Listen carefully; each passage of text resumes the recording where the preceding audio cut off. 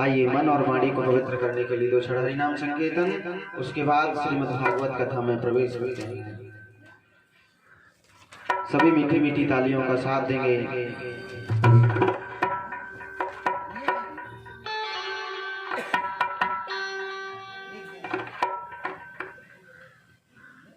कि बंसी अब के और बजाए जइयो, कि बंसी अब के और बजाए जइयो, जावर साने में आई के बंसी और बजाए जइयो, जावर साने में आई के।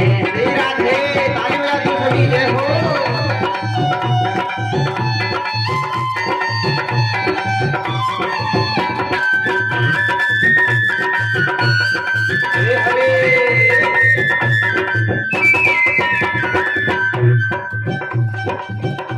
कि बंसी अब के और बजाए जइयो,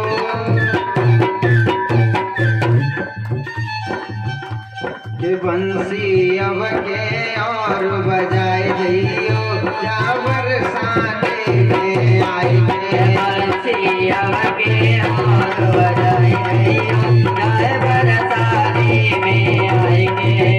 राधे हरि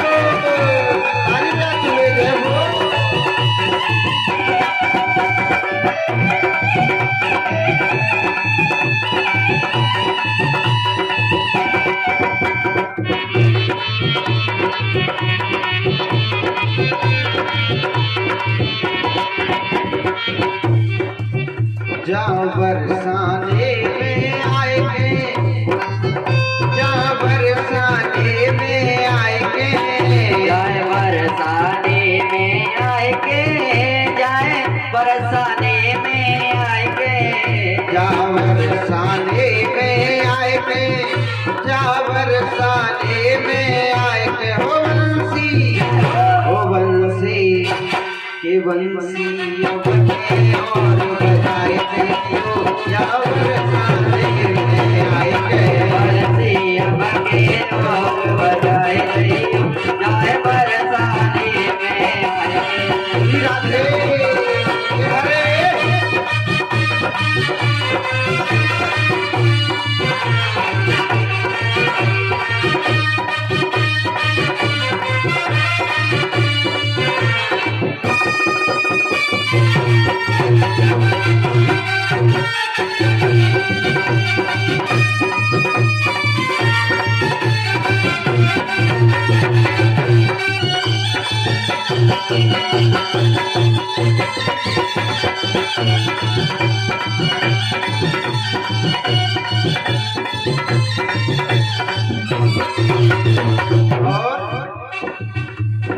एक दिना नरसिंह बाजी, एक दिना नरसिंह बाजी,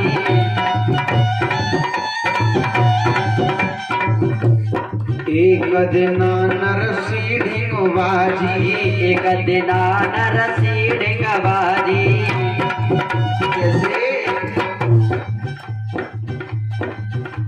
कितने भाई तो बनायो सावरिया, जाओ बरसाने में आएंगे।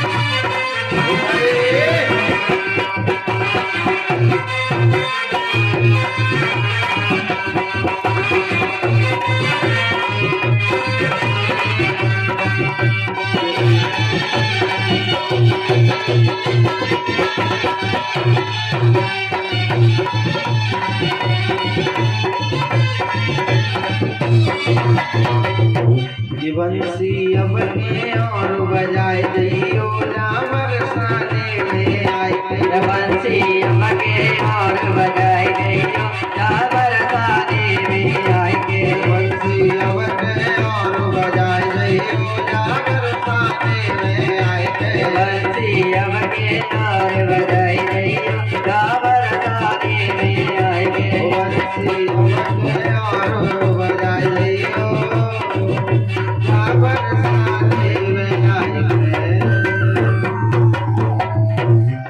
बाल कृष्ण भगवान की जय हो। आइए अकारण करुणा वरुणा लय वक्त वांछा कल्प करो अनंत कोटि ब्रह्मांड नायक मर्यादा पुरुषोत्तम भगवान श्री राघवेंद्र सरकार तथा प्राणाराध्या हृदयेश्वरी जनक नंदिनी श्री सीता जी, कथा में उपस्थित सभी श्रद्धालु जन, माताएं, बहनाएं एवं संत समाज, गुरुजन, दूर दूर से आए हुए श्रोतागण एवं नर्मदा मैया के चरणों में व्यास मंच की ओर से सत सत नमन। राधे राधे, राम राम। आइए आज कथा का तृतीय दिवस है। आप सभी ने पूर्व प्रसंग में श्रवण किया। आप लोगों ने कल की कथा में सुना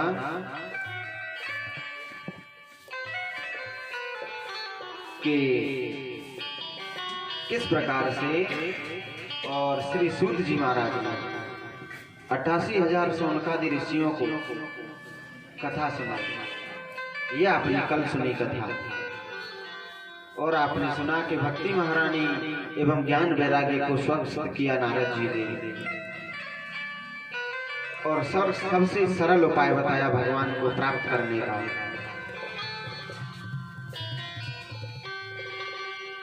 एक ब्राह्मण हुए आत्मदेव, उनकी कथा सुनी आप सभी ने कल।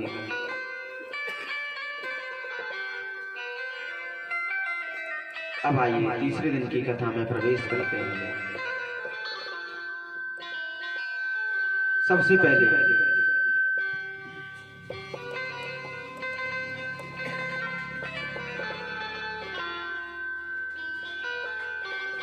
श्री गोकर्ण जी महाराज सभी गांव वालों को कथा सुनाते हैं और सभी भगवान के धाम को चले जाते हैं। सभी भगवान के धाम को चले गए और फिर गोकर्ण जी महाराज भी भगवान के धाम को चले जाते हैं। आगे शंका कहते हैं कि नारद जी, इतनी बड़ी महिमा है श्रीमद् भागवत कथा की कि इससे बड़े बड़े पापी भी तर जाते हैं। इधर महाराज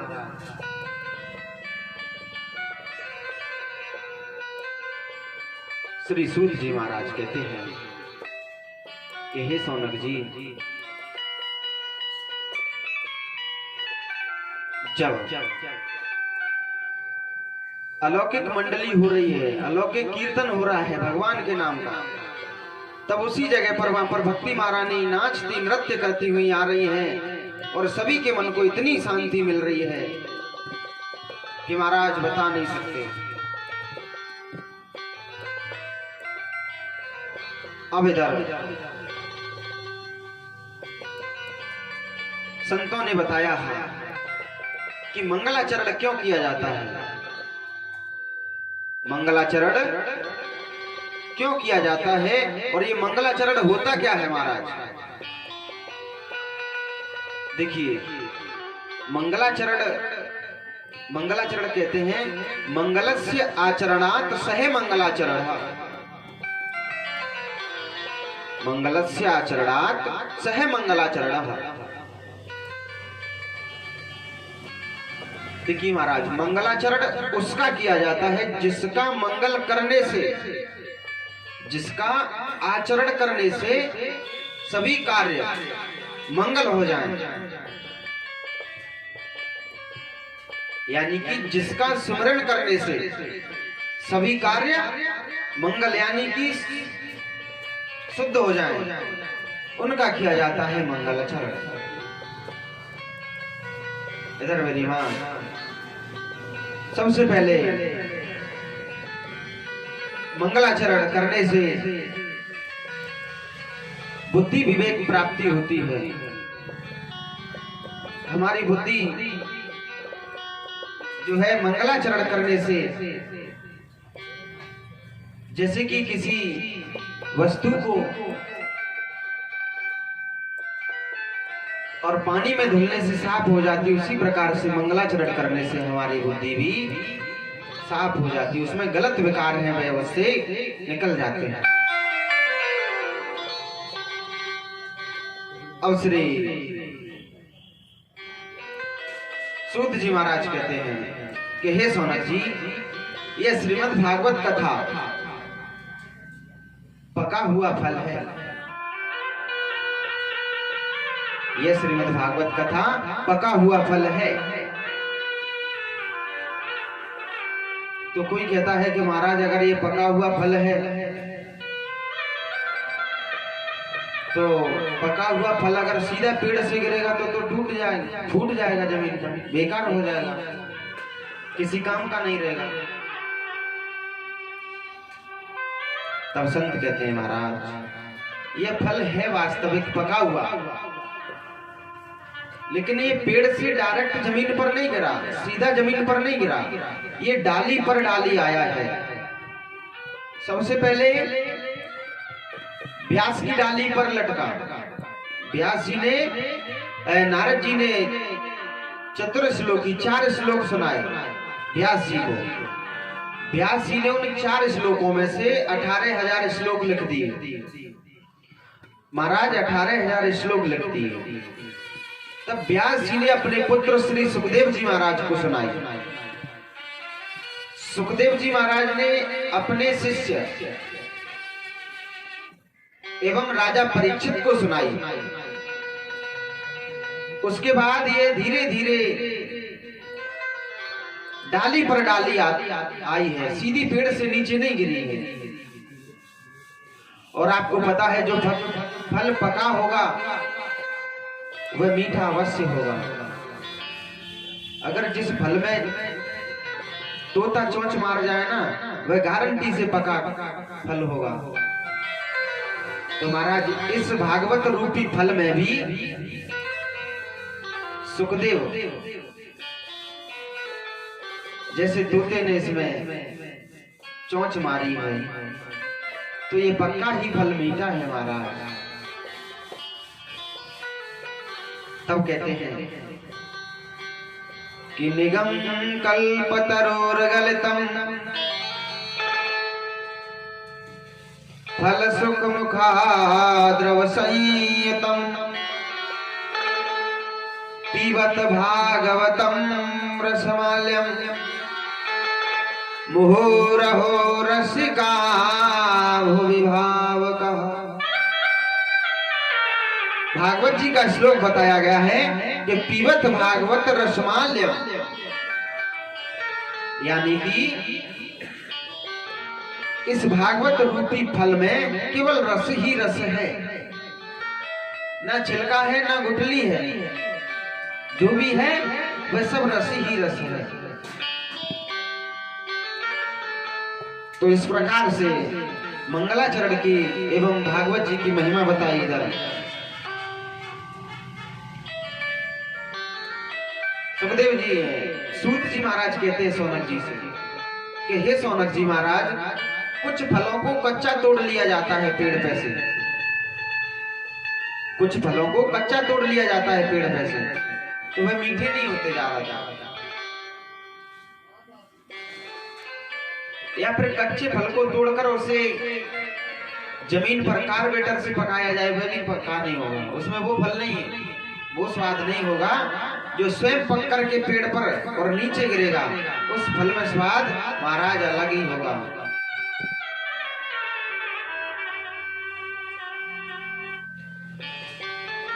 तो कहते हैं कि ये भागवत रूपी फल भी अपने आप नीचे गिरा है, इसलिए इसमें रस ज्यादा है। अब इधर महाराज श्री सूत जी महाराज कथा सुना रहे हैं। अब इधर क्या होता है,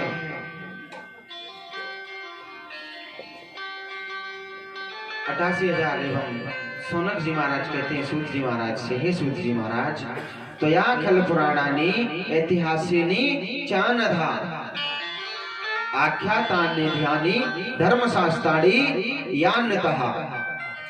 हे सूत जी महाराज, आपको सभी शास्त्रों का ज्ञान है, कृपा करके आप हमें भी थोड़ा बहुत चर्चा सुनाइए। तब अचानक ध्यान आया श्री सूत जी महाराज को कि मैंने कथा प्रारंभ कर दी, अपने गुरुदेव को अभी प्रणाम ही नहीं किया।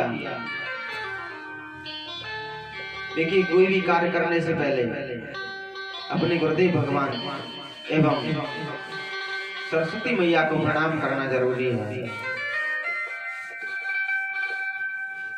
तो यहाँ पर श्री सूत जी महाराज ने कथा सुनाना प्रारंभ कर दी, लेकिन उन्होंने अपने गुरुदेव को प्रणाम नहीं किया। तो महाराज 3 श्लोक में श्री सूत जी महाराज मंगलाचरण करते हैं, अपने गुरुदेव भगवान एवं सरस्वती मैया जी का ध्यान करते हैं। भागवत जी में श्लोक बताया गया है कि नारायणं नमस्कृत्यं नरं चैव नरोत्तमं देवीं सरस्वतीं व्यासं ततो जयमुदीरयेत।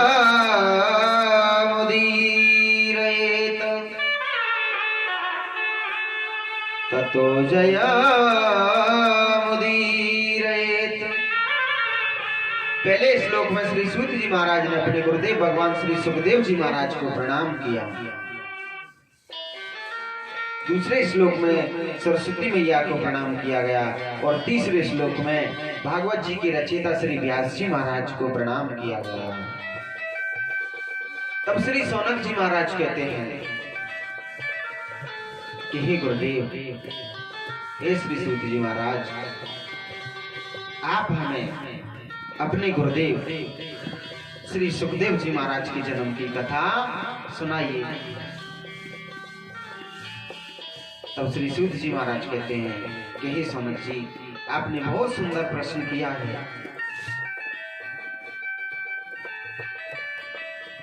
तो इधर महाराज श्री सूत जी महाराज अपने गुरुदेव भगवान सुखदेव जी महाराज के जन्म की कथा सुनाते हैं। तो देखिए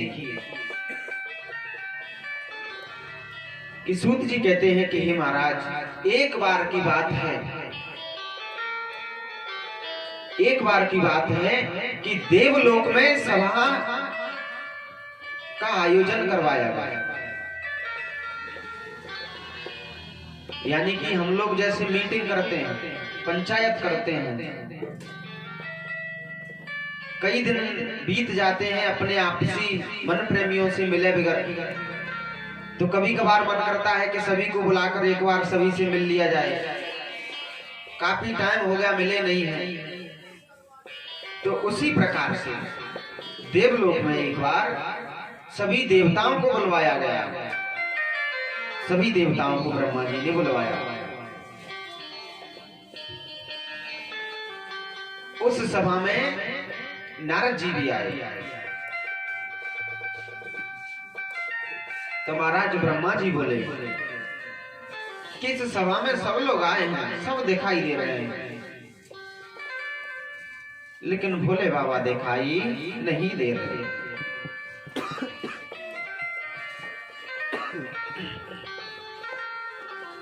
लेकिन भोले बाबा दिखाई नहीं दे रहे।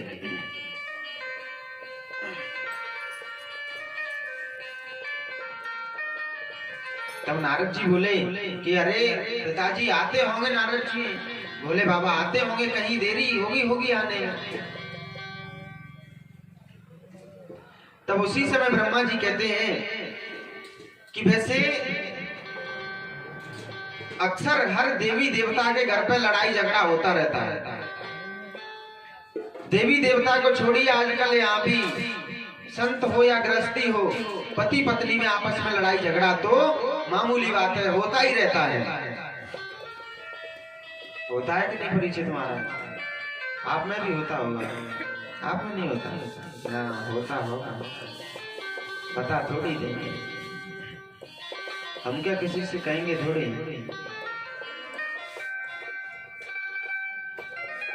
चलो अच्छी बात है, प्रेम से रहते हैं, लड़ाई झगड़ा नहीं होता है, इससे खुशी की बात क्या है।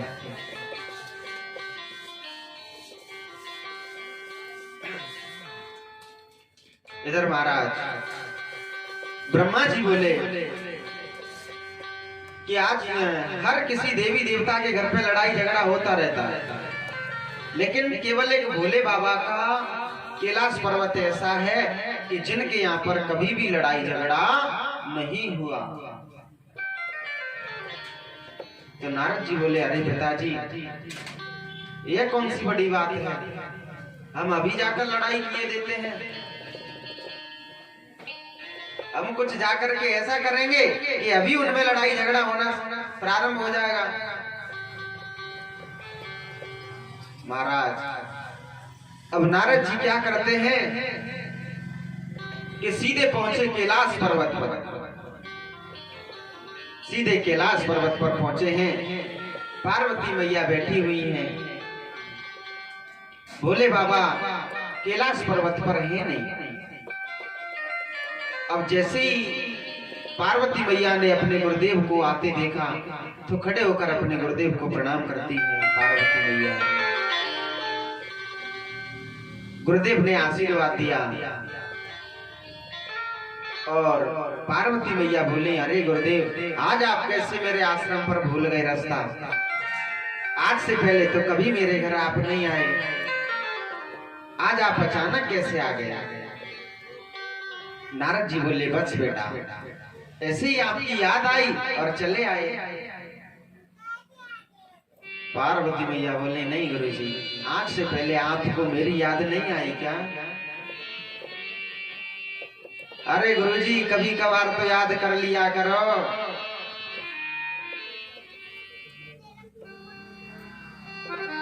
अब पार्वती मैया कहती हैं, गुरुजी बैठिए, आप आसन ग्रहण कीजिए।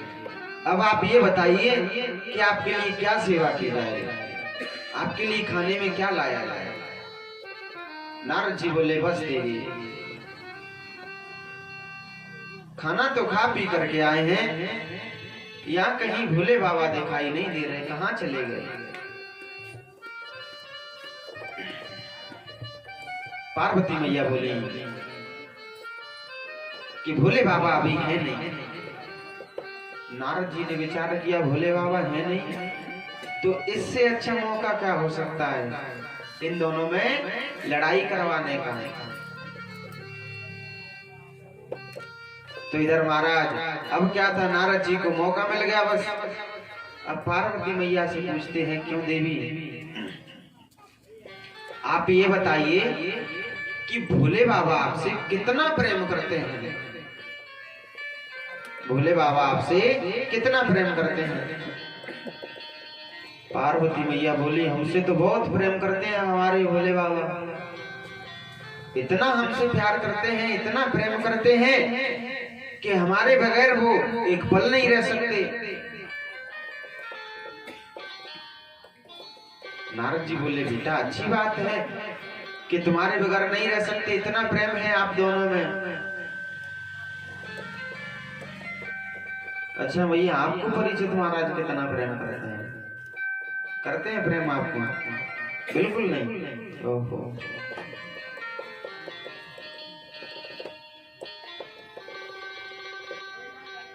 अच्छा नहीं करते तो आपको बताएंगे थोड़ी देर बाद। हमेशा आपके पीछे पीछे घूमते रहेंगे। एक ऐसा मंत्र बताएंगे आपको, बोल देना आपको, इस कथा को पूरी होने दें, उसके बाद आपको ऐसा मंत्र बताएंगे कि आपके पति देव आपके पीछे पीछे घूमते रहेंगे।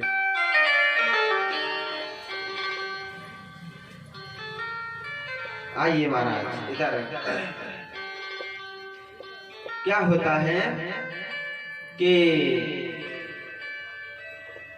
नारद जी कहते हैं, अच्छा देवी आप, अच्छी बात है कि आपसे इतना प्रेम करते हैं भोले बाबा।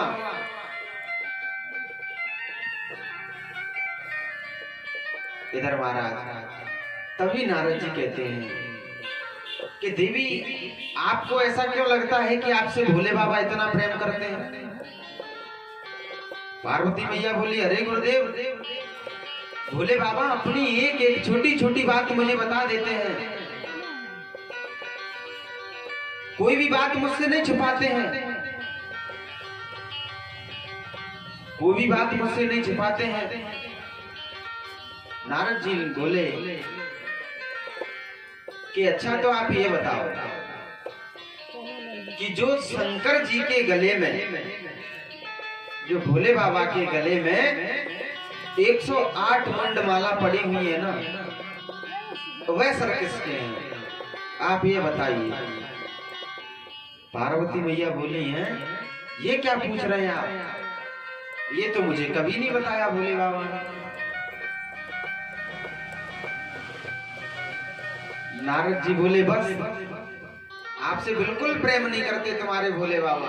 अगर प्रेम करते ना तो ये जरूर बताते कि उनके गले में ये मुंडमाला किसकी है। मुझे नहीं लगता देवी आपसे प्रेम करते हैं।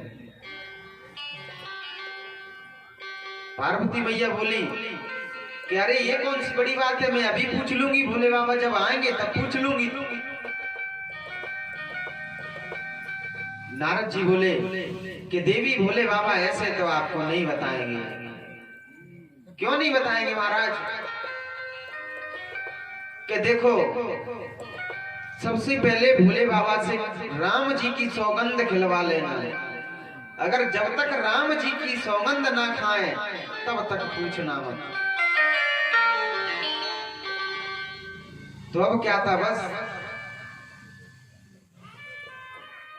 गरम गरम हो गए दोनों। भोले बाबा तो है नहीं कैलाश पर्वत पर, नारद जी गरम करके पार्वती मैया को और चले जाते हैं। इधर पार्वती मैया गुस्सा में बैठी हुई हैं। जैसे ही भोले बाबा आए ऐसी लाल पीली आंखें करने लगती हैं। भोले बाबा देख के डर जाते हैं, विचार करते हैं आज क्या हुआ पार्वती को। अब भोले बाबा पार्वती मैया से डरते डरते बोलते हैं, देखिए अगर किसी की पत्नी गुस्सा में हो तो उसका पति उससे बात करने में थोड़ा डरता है कहीं उल्टा सीधा ना कह दे, कहीं दे कुछ उठा के मार ना दे कहीं। तो इधर महाराज भोले बाबा डरते डरते पूछते हैं कि अरे देवी क्या हुआ, कैसी परेशान हो आप? पार्वती मैया एकदम गुस्सा में कहती है, चलो हमें नहीं आपसे बात करनी है, आप जाइए यहाँ से, हमें आपसे बात नहीं करनी है। मुंह फेर लेती है, मुंह फेर लेती है। तो भोले बाबा फिर से पूछते हैं, अरे देवी कुछ बताओ तो सही, हुआ क्या है? जब तक आप नहीं बताओगी तो हमें तुम्हारी गुस्सा का पता कैसे चलेगा?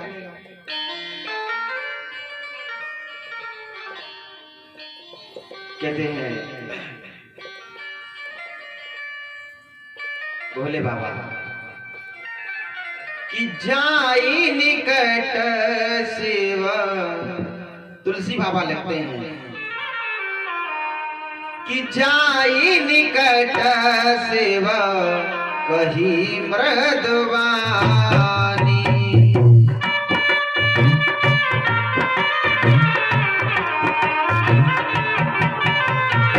जाई निकट सेवा कही मृदवानी।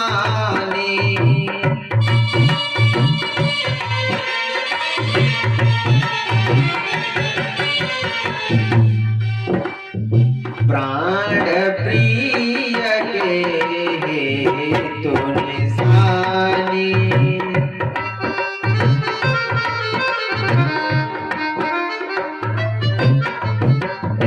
भोले बाबा फिर से पूछते हैं कि जाई निकट शिव कही मृदवानी। बड़ी मीठी वाणी में, मीठी मीठी वाणी में भोले बाबा पूछते हैं पार्वती मैया से, प्राण प्रिय के हेतु निशानी। अरे देवी आपको क्या हुआ है, कुछ बताइए तो सही। पार्वती मैया जब बार बार पूछने पर नहीं बोलती हैं तब पार्वती मैया अंत में कहती है भोले बाबा से कि ये आपका झूठा प्रेम हमें नहीं चाहिए, ये आपका झूठा प्रेम हमें नहीं चाहिए। आप वैसे ही कहते हो कि हम आपसे बहुत प्रेम करते हैं, बहुत प्रेम करते हैं, आप हमसे बिल्कुल प्रेम नहीं करते।